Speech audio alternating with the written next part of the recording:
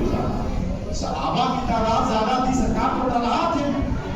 जब 1500 तकरीबन सहाबा के एक चट्टान रास्ते में आया, उन्होंने कोशिश की, नहीं टूटा, तो सरकार के पास आए कि वह अकीदा पर उठा कि जो काम हम नहीं कर सकते हैं वो काम दर रसूल पे जाने से हो जाए। तो सहाबा का अर्ज किया, सरकार ने भी कहा कि मैं क्या करूं, मैं भी तुम्हारी तरह आदमी हूं। सरकार ने तो ये नहीं कहा कि मैं भी तुम्हारी ही तरह हूं। सरकार खड़े हुए, सहाबा इकराम रास्ता दिया, आगे आगे बाबू ने पीछे पीछे सरकार के घोड़े, सरकार के दीवाने जुल्म लहरता, सरकार दो आलम सल्लल्लाहु अलैहि वसल्लम अपनी मुबारक चादर घोड़े हुए। जब आप वहां बैठे हुए, बहुत टाइम हो गया है, खुतबा पढ़ लिया जाए। काय जुम्मा पढ़ने आते हो?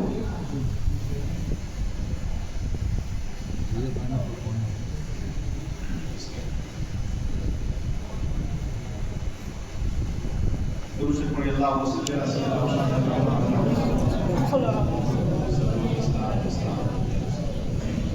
छोटे बच्चे बदमाशी नहीं करते, बड़े करते हैं। और सुन लो, अब इसको छोड़ दो, आगे मुझे बहुत टाइम हो गया है।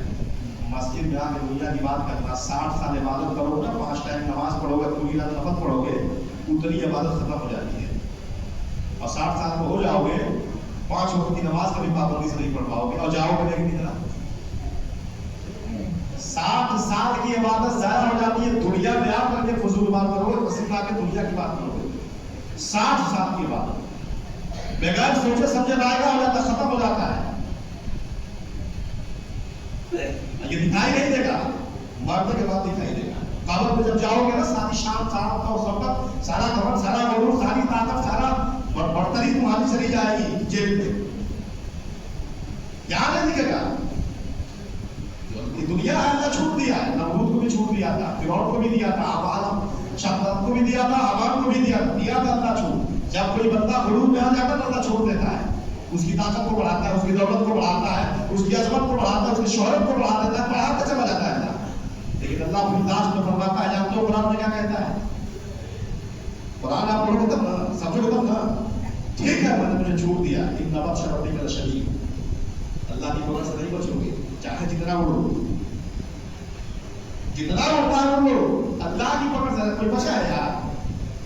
क्या बात है हमारी आपकी? किस पे घमंड है हमारा आपका? पूरी दुनिया में बादशाह रहा है, नमरूद हुकूमत किया है, 8000 उसके पास फौज थी जो उसके महल की निगरानी करती थी।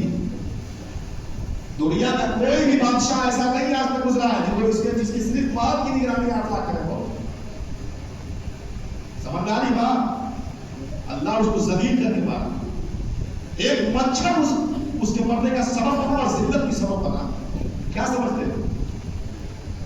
उसे गुरूर आया ना, वो अल्लाह से जंग करने के लिए चला गया। आज तुम उड़ते हो ना, कई हजार साल पहले वो आसमान में उड़ा था, दिमाग के जरिए गिद्ध को बांध करके और गोश्त रख करके ऊपर, जब ऊपर गोश्त उठा गया तो गिद्ध जब उसके खाने के लिए उड़े तो ऊपर उड़ने लगा और तीर चलाया। अल्लाह ने कहा जिब्रील को, जिब्रील ये मेरा दुश्मन है, इसके तीर को खाली मत जाने देना।